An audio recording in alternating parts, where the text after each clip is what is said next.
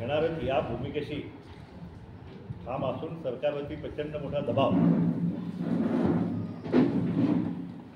या ठिकाणी आणलेला आहे। सगळ्या सोयऱ्यांचा GR ताबडतोब लागू करा, सर्व मराठा समाजाला कुणबी म्हणूनच कुणब्यांचे दाखले द्या आणि सरसकट मराठा समाजाला ओबीसीतूनच आरक्षण द्या। या मागणीसाठी पुन्हा एकदा जरांगेच्या माध्यमातून आंदोलनाचं हत्यार त्यांनी उपसलेलं आहे।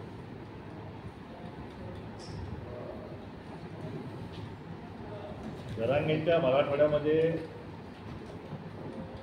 रॅलीज पण त्या ठिकाणी सुरू झालेले आहे। अशा वेळी ओबीसी आंदोलन जे आहे, ओबीसी सुद्धा कुठल्याही परिस्थितीत मराठा समाजाला ओबीसीतून आरक्षण देता कामा नये। हा जो सगळ्या सोयरेचा GR आहे हा शासनानं लागू करू नये आणि कुणब्यांचे दाखले जे देऊन मराठा समाजाला ओबीसी घुसवण्याचा जो कार्यक्रम सुरू आहे तो ताबडतोब बंद करावा। या मागणीसाठी ओबीसीचं सुद्धा आंदोलन जे आहे ते लक्ष्मण हाके असतील, मंगेश असाने असतील, नवनाथ वाघमारे असतील, त्यांच्या माध्यमातून 9 दिवस आमरण उपोषण जे आहे ते या ठिकाणी यशस्वीपणे ओबीसी समाजाकडून केलं गेलं। त्याची दखल शासनाला घ्यावी लागली।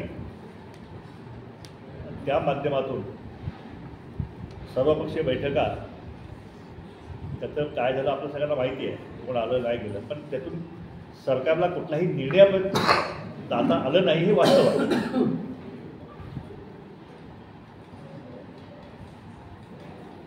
यापूर्वी ओबीसी समाजाचे महाएल्गार मेळावे मराठवाड्यामध्ये मोठ्या प्रमाणात लाख 2-2 लाख लोकांचे मेळावे जे आहेत ते भुजबळ साहेबांच्या नेतृत्वामध्ये आम्ही सगळ्यांनी यशस्वीपणे पार पाडलेले आहेत। आणि त्यामुळं ओबीसीने सुद्धा महाराष्ट्रामध्ये एक प्रचंड मोठा दबाव जो आहे तो शासनावरती आम्ही कायम ठेवलेला आहे।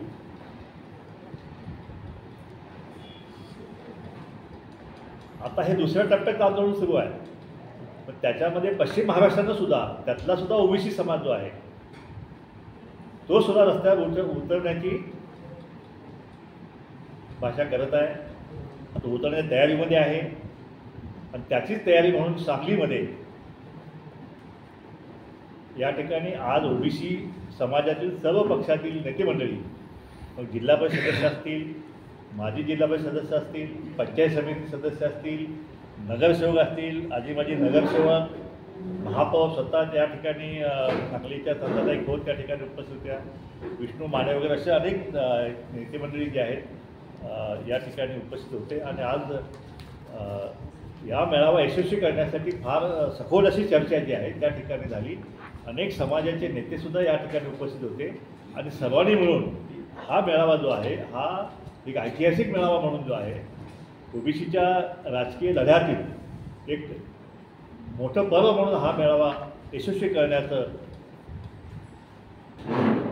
संकल्प जो आहे तो सगळ्या नेत्यांनी म्हणून आज या ठिकाणी केलेला आहे। साधारणतः ऑगस्ट महिन्याच्या पहिल्या आठवड्यामध्ये हा मेळावा सुट्टीचा दिवस पाहून हा केला जाईल। या मेळाव्यासाठी छगन भुजबळ असतील, वडेट्टीवार असतील, पंकजा मुंडे असतील, धनंजय मुंडे, TP मुंडे,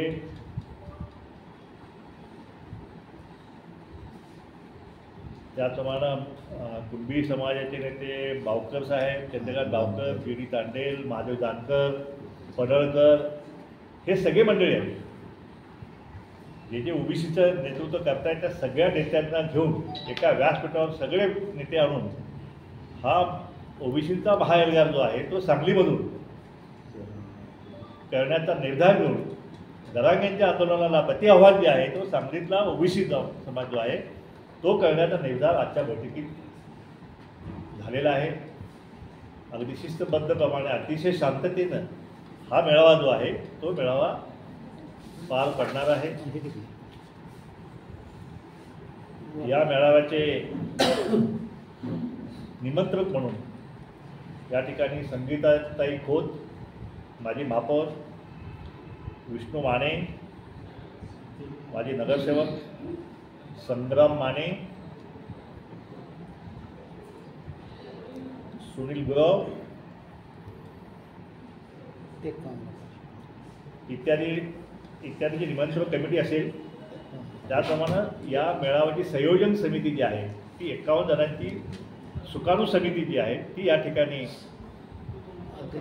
जाहीर केली जाईल. त्याच्यामध्ये प्रत्येक समाजाचे एक दोन प्रतिनिधी जे आहेत त्या ठिकाणी या समितीमध्ये घेऊन एक व्यापकता जी आहे सगळ्या समाजाला प्रतिनिधित्व जे आहे ते या संयोजन समितीमध्ये येण्याचे निश्चित झालेलं आहे. प्रत्येक तालुक्यामध्ये बैठका घेऊन गावागावात प्रत्येक तालुक्यात गावागावात बैठकी घेऊन या मेळाव्याचं जनजागरण जे आहे ते सुद्धा करण्याचं जे आहे ते या ठिकाणी निश्चित झालेलं आहे. या जिल्ह्यातील प्रत्येक तालुक्यातील जवळपास सगळे कार्यकर्ते जे आहे ते या ठिकाणी उपस्थित होते. त्यामुळं हा मेळावा जो आहे हा मेळावा ओबीसींचा मेळावा सांगली जिल्ह्यातील एक ऐतिहासिक मेळावा म्हणून या मेळाव्याकडे उभा महाराष्ट्र नाही देश पाहिजे अशा तऱ्हेनं हा मेळावा करण्याचा निर्धार सगळ्यांनी केलेला आहे. आपल्याला काय विचारायचं? किती लोक उपस्थित राहतील? किमान 1 लाख लोक या मेळाव्याला. आणि जर आता प्रचार प्रसार झाला तर सांगलीमध्ये कुठलं मैदानच आम्हाला मिळणार नाही की जिथे ही संख्या मावेल असं मैदान पण शिल्लक राहणार नाही. सांगली शहरात येणार आहे? सांगली शहरामध्ये त्याचं ठिकाण आमची इथली जी संयोजन समिती जी आहे ती इथलं ठिकाण वगैरे सगळं ठरवणार आहे.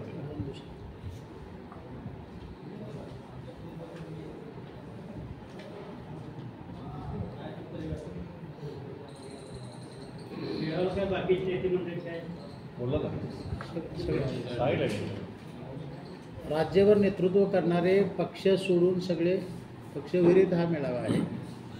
या मेळाव्याचा कुठल्या पक्षाशी संबंध नाही. पक्षविरहित हा मेळावा आहे. सगळ्या पक्षातले सगळे नेते मिळून हा एक ओबीसीसाठी या ठिकाणी एकत्रितपणे हा लढा जो आहे तो सांगली जिल्ह्यातून हा उभा करण्यावर होता. नेते मंडळ आता निमंत्रण देणार का किती? आता आमची संयोजन समिती येणार आहे. मी तसं प्राथमिक मी चर्चा केलेली आहे. आता रितसर आमंत्रण जे आहे इथली स्थानिक संयोजन समिती जी आहे ती रितसर मुंबईला येईल उद्याच येते. हां उद्या किंवा परवा येऊन ते निमंत्रण देऊन 2 दिवसामध्ये सगळे नेते वगैरे फायनल करून त्याचं पत्रक जे आहे तारखेसह पत्रक जे आहे 2 दिवसात जाहीर केलं.